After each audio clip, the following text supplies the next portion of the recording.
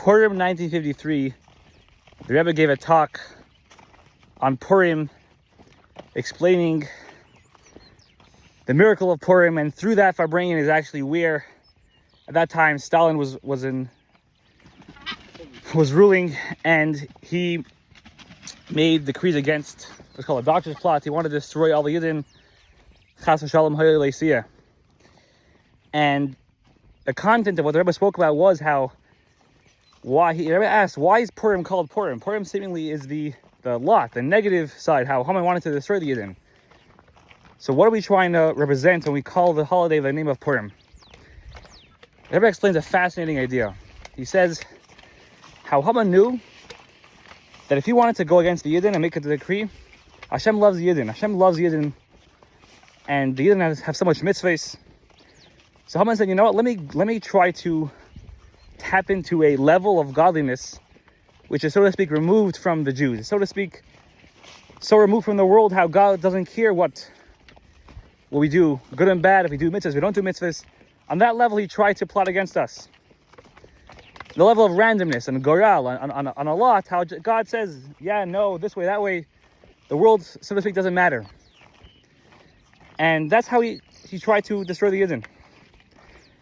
And the miracle of Purim is how really there's a level which is higher than the lot.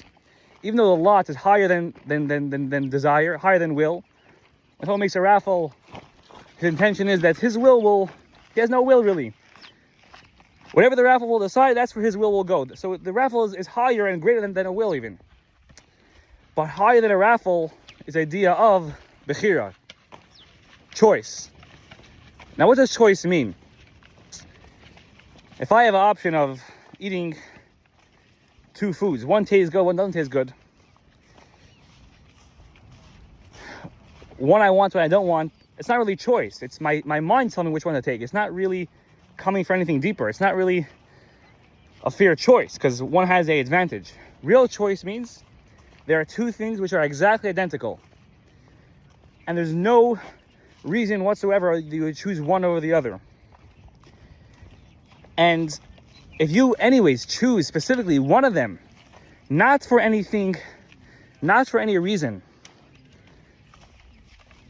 that's coming from the thing itself calling your name. There's no reason from the thing's perspective that's calling your name that you want it, but rather because you decided you wanted this for no other reason, just because this is it's connecting with your purest desire, your purest bechira, let's call it, your purest choice. So when there's two things exactly the same, it can be either random, that's what Haman tried to tapping into. Then you have the idea of the essence of choice, real bechira, real choice, real choosing from a place of, which means choosing from a place where you don't even need to choose. If I need to choose something, I'm already limited. I'm already forced into the need of choosing. But from a place where God could choose not to choose and could choose to choose one thing and not to choose anything. From that kind of place, how God chose our bodies. Our bodies, which seemingly looks identical to a non-Jew. Our neshama does not need to have this choice because our neshama is already good. But our physical bodies, which that's actually what the Gzera was on. They wanted to kill the Yidden. Our physical bodies, that's where the choice was revealed. So the bottom line is that Purim is called Purim because even on a level where Haman tried to think that at this level God wouldn't care about us, this itself really was the intention behind this whole entire story of Purim, was to reveal the greatest connection and greatest love that God has for us, that no matter what kind of level this is, even on this level of Purim, the choice kind of manifests itself to all levels. God's choice in Jews extends to Yidden on every single level, and that is a celebration l'chaim. We should have the downfall of all the enemies of the Yidden, and we should really experience Purim, V'yom Me'el and Nizgarim V'naisim, that those days are going to happen again in real time.